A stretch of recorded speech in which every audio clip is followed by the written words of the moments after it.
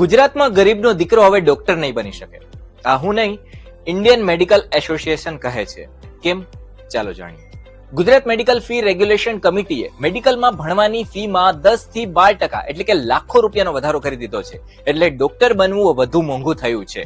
ગુજરાતની કુલ 42 મેડિકલ કોલેજમાં 7250 જેટલી એમબીબીએસ સીટ છે, જેમાં 1400 સરકારી, 2800 જેટલી અર્ધ સરકારી, 2650 જેટલી સેલ્ફ ફાઇનાન્સ અને 250 જેટલી ડીમ્ડ સીટ છે.